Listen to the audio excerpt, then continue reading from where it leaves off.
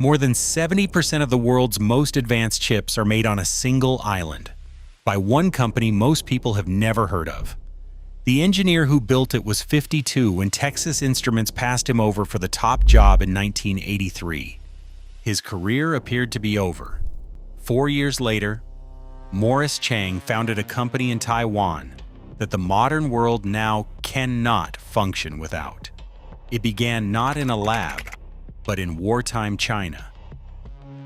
On a narrow strip of land in the Western Pacific, the future of digital civilization runs through a handful of factories. TSMC produces more than 70% of the world's revenue from chips built at 7 nanometers and below, a scale invisible to the human eye, but essential for every advanced device. Smartphones, supercomputers, autonomous cars, and military satellites all depend on circuits etched in these clean rooms. No other company comes close. Samsung, the next largest advanced foundry, trails far behind in both capacity and technical yield. According to industry trackers, TSMC's share of sub-7 nanometer manufacturing exceeds 70% by revenue, and in some quarters approaches 90% by volume. This concentration has created a single point of vulnerability. If production in Taiwan is disrupted, the world's supply of advanced chips collapses. The company's annual reports show that nearly 3/4 of its revenue in 2025 came from these cutting-edge nodes. Apple, Nvidia, and AMD all rely on TSMC's Hsinchu fabs for their most important products. Every smartphone launch, every AI breakthrough, every new data center, each traces back to the same island, the same company. In a global economy built on silicon, the world's most critical infrastructure is hidden behind a single set of doors.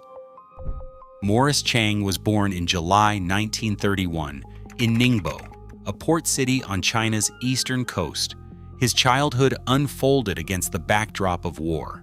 The Japanese invasion, then the civil war between nationalists and communists, forced his family to move again, first to Hong Kong, then to the relative safety of Shanghai, and finally out of China altogether. In 1949, at age 17, Chang landed in Boston, alone, carrying a student visa and a suitcase. He spent 1 year at Harvard, then transferred to MIT to study mechanical engineering. By 1952, he had earned his bachelor's degree, and the following year, his master's. But the path forward was not smooth. Chang attempted MIT's doctoral qualifying exams twice and failed both times. In his 2014 Stanford Engineering Hero lecture, Chang described the faculty's advice: leave academia, go into industry. Without a PhD, he entered the workforce, but the unfinished business of advanced study stayed with him. A decade later, he enrolled at Stanford and completed a PhD in electrical engineering in 1964. These early years, marked by upheaval and setbacks, shaped a pragmatic outlook and a quiet determination. Chang's story is not one of early triumph, but of persistence. The resilience forged in wartime China, the rigor of MIT and Stanford, and the humility of failure would become the foundation for everything that followed. In 1958, Morris Chang joined Texas Instruments as a senior engineer, entering a company that was fast becoming a force in the new world of semiconductors. Over the next 25 years, he climbed the ranks, moving from the factory floor to the boardroom. By the late 1970s, Chang was Group Vice President, responsible for Texas Instruments' worldwide semiconductor operations, a division that would become the company's engine of growth. Chang's approach was methodical. Early in his tenure, he led a yield improvement program that turned unprofitable transistor lines into reliable profit centers. On a critical germanium process, wafer yields rose from 0 to 20% under his direction, a shift that helped Texas Instruments become a global supplier of integrated circuits. he became known for rigorous process control and for pushing manufacturing teams to treat yield as a science, not a guessing game. Inside Texas Instruments, the culture rewarded technical achievement, but advancement to the very top often depended on factors beyond performance. In 1983, after 25 years of service, Chang was passed over for the chief executive role. The board named another successor, and Chang, then 52, left the company. He later described the moment as being put out to pasture. For a man whose entire career had been built inside a single corporation, the abrupt ceiling was both a personal and professional reckoning. The departure left him open to new opportunities, but it also raised a question. What could a veteran engineer do when the industry had already decided his best work was behind him? In 1985, Taiwan's Industrial Technology Research Institute approached Morris Chang with a proposition. The government wanted to build a domestic semiconductor industry, not as a copy of Silicon Valley, but as a deliberate institution, one designed to attract global partners and serve the world's chip designers.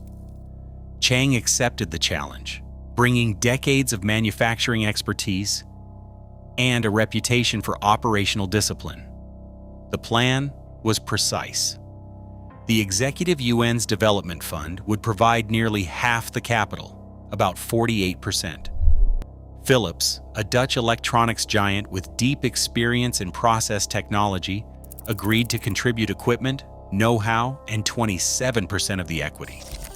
The remaining 24% came from a consortium of local Taiwanese investors. Chang himself received no founding stake. The structure was engineered to balance public oversight, foreign expertise, and private initiative, with Chang given operational autonomy but not ownership.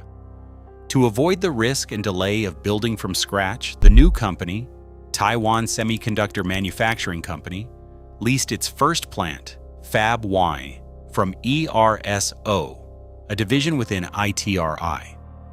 The lease terms were favorable, a nominal rent and access to existing cleanroom infrastructure. Over $100 million in new equipment was installed, much of it sourced through Philips's network. In February 1987, TSMC was formally incorporated in Hsinchu Science Park. By mid-1988, Fab 1 began shipping wafers to its first customers, establishing the world's first dedicated foundry, a company designed from the ground up to manufacture chips for others, not for itself. A foundry that refused to design its own chips was almost unthinkable in 1987. The charter for Taiwan Semiconductor Manufacturing Company spelled it out in plain language. TSMC would manufacture integrated circuits for others, but would not compete with its customers by designing chips itself. This was the pure-play foundry model, a sharp break from the industry's dominant players, who tied design and manufacturing together under one roof. According to Chris Miller's Chip War, analysts questioned whether a company that made chips for hire, without proprietary products, could ever achieve the scale or margins of giants like Intel or NEC. The risks were clear. Without its own designs, TSMC would depend entirely on outside customers, many of whom might be rivals, or might never trust a contract manufacturer with their intellectual property. Some called the approach fragile, even naive, warning that a downturn or a shift in demand could leave the company stranded. Yet Chang saw an opening. By banning internal design, TSMC could offer neutrality, a manufacturing partner that would never become a competitor. This intellectual pivot, written into the company's founding documents, would allow fabless chip designers to flourish and give TSMC a role at the center of a new ecosystem. Early skepticism was widespread, but the model's logic was simple. Focus every resource on perfecting the manufacturing process and let customers handle the rest. Apple, Nvidia, AMD, and Qualcomm, these are just a few of the names that now depend on TSMC for the chips at the heart of their most advanced products. According to investor materials from TSMC, these customers account for the majority of the company's revenue, with Apple alone responsible for more than a quarter of annual sales. The company's valuation, once a fraction of its American and Japanese peers, now sits between $1.5 and $1.8 trillion, surpassing every other semiconductor firm and rivaling the world's largest corporations. Over the past decade, TSMC has expanded beyond Taiwan, breaking ground on new fabrication plants in Arizona, Kumamoto, and Dresden. Each site represents billions in government incentives and years of negotiation, but none yet match the technical sophistication of the flagship fabs in Hsinchu. The most advanced processes, 3 nanometers and below, remain concentrated on the island, reinforcing a geographic bottleneck that no competitor has managed to break. This concentration has strategic consequences. In a 2021 interview, Morris Chang described Taiwan's chip industry as a silicon shield, arguing that the world's reliance on TSMC acts as a deterrent to conflict. The United States and the European Union have both cited the dominance of TSMC as a matter of national security, embedding chip supply into their legislative agendas. The company's scale, its network of customers, and its technical lead now form a protective barrier, one that shapes not only markets, but the calculations of governments. Today, advanced chips flow from a single source, shaping global power and risk. The pure-play foundry model, once an outsider's bet, anchors digital civilization. Patient strategy, not celebrity, built this silent infrastructure. As dependence deepens, the world's future still runs through the vision of one overlooked engineer.